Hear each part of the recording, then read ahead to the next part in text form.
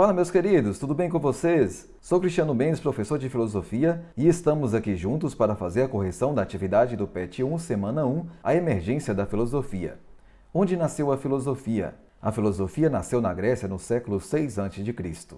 Etimologicamente, a palavra filosofia significa amigo da sabedoria. Com relação à definição de mito, é correto afirmar: são narrativas utilizadas pelos povos gregos antigos para explicar fatos da realidade e fenômenos da natureza. Desde os primórdios da humanidade, o mito está presente, inclusive nos dias atuais. A respeito desse conhecimento, pode-se afirmar que baseia-se em crenças, identificando-se com o sobrenatural.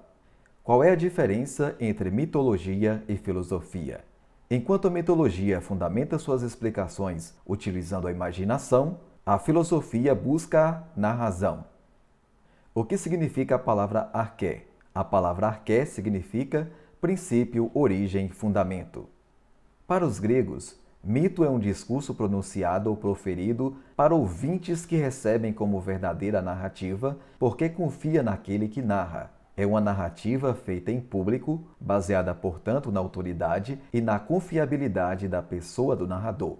E essa autoridade vem do fato de que ele ou testemunhou diretamente o que está narrando ou recebeu a narrativa de quem testemunhou os acontecimentos narrados. A respeito da função do mito, assinale a afirmação correta.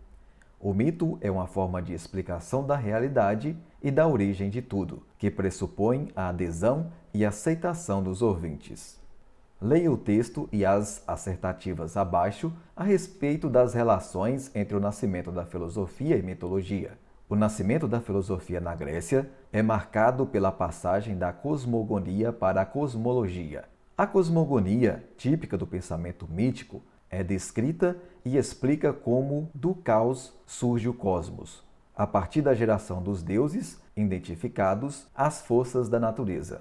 Na cosmologia, as explicações rompem com a religiosidade. A arqué, princípio, não se encontra mais na ordem do tempo mítico, mas significa princípio teórico, enquanto fundamento de todas as coisas. Daí a diversidade de escolas filosóficas, dando origem a fundamentações conceituais e, portanto, abstratas, muito diferentes entre si. Segundo o texto, o nascimento da filosofia possui como contexto a ruptura com as explicações religiosas e a busca por um princípio mais racional para a explicação da natureza. A filosofia grega parece começar com uma ideia absurda, com a proposição: a água é a origem e a matriz de todas as coisas. Será mesmo necessário nos determos nela e levá-la a sério? Sim, e por 3 razões. Em primeiro lugar, porque essa proposição anuncia algo sobre a origem das coisas. Em segundo, porque o faz sem imagem e fabulação. E enfim, porque nela, embora apenas em estado de crisália,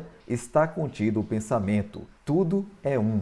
O que, de acordo com Nietzsche, caracteriza o surgimento da filosofia entre os gregos: a necessidade de buscar de forma racional a causa primeira das coisas existentes. Leia uma citação da filósofa Marilena Chauí sobre as razões que proporcionaram o surgimento da filosofia. A filosofia surgiu quando alguns gregos, admirados e espantados com a realidade, insatisfeitos com as explicações que a tradição lhes dera, começaram a fazer perguntas e buscar respostas para elas, demonstrando que o mundo e os seres humanos, os acontecimentos naturais e as coisas da natureza, podem ser conhecidas pela razão humana, e a própria razão humana é capaz de conhecer a si mesma. Marilena de Chauí explica que a filosofia nasceu por causa de alguns elementos essenciais. Esses elementos essenciais são admiração e encantamento com a realidade, insatisfação com a tradição e a crença na capacidade da razão. Chegamos então ao final da correção dessa atividade.